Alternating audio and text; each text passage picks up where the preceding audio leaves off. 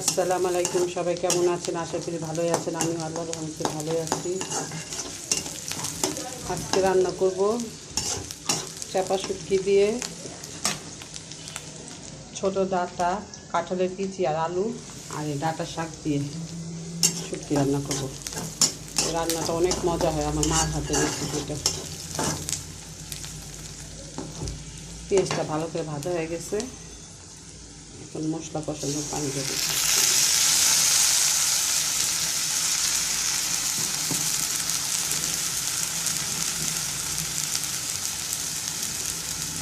শুটকি তরকারিটা একটু ঝাল দিতে হয়, ঝাল ঝাল হলে মজা হয়। 2 চামচ গুঁড়া মিষ্টি দিলাম, 1 চামচ হলুদ, স্বাদ মতো লবণ।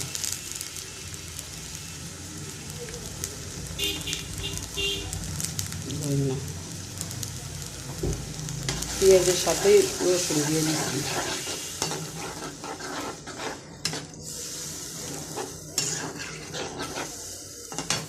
চাপা শুটকিটাও দিয়ে দিই, সাথে একসাথে কষানো হয়ে যাবে।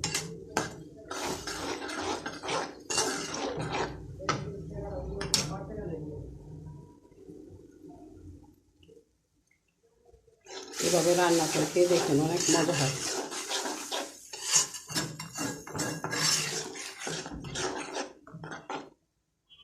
মশলাটা ভালো কষে, মশলাটা ভালো করে কষানো হয়ে গেছে। এখন ডাঁটাটা দিয়ে দেবো, ডাঁটা আলু দিচ্ছি সব একসাথে দিচ্ছি।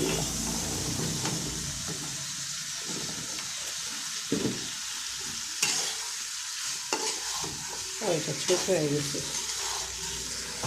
রান্নাগুলো অবশ্য খুব মজা হবে।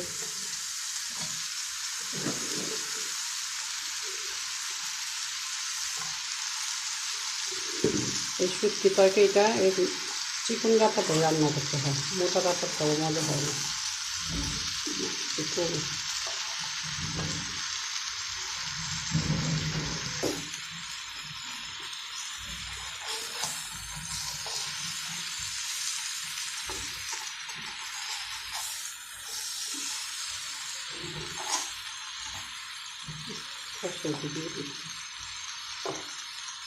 কষানোর জন্য সময় একটু পানি।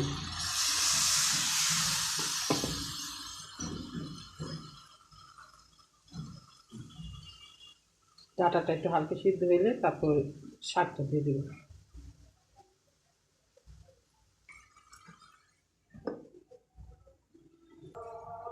কষানো হয়েছে, আজান দিয়ে দিছে। গ্যাস এখনও বাড়ে না, গ্যাস একদম কম। ডাঁটাটা আলুটা একটু হালকা সিদ্ধ হয়ে গেছে, এখন এটা দিয়ে দেবো শাকটা। বিসমিল্লাহ।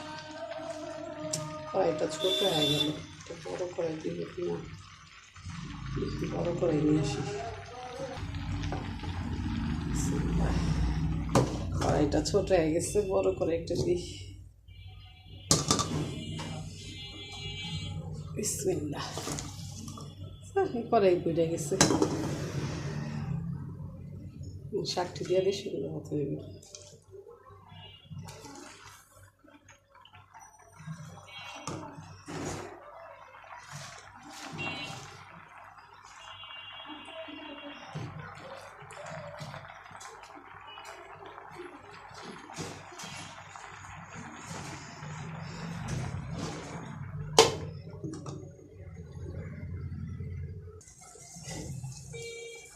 শুটকি তরকারিটা হয়েছে, এখন পুরা হইব।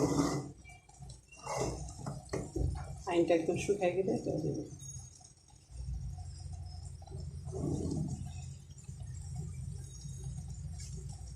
চাচি, তরকারিটা রান্না হয়ে গেছে। রান্নাটা যেরকম শুকনো হবে, একদম একটু জল থাকবে না। এভাবে রান্না করে খেয়ে দেখেন আপনারা, অনেক মজা হয়।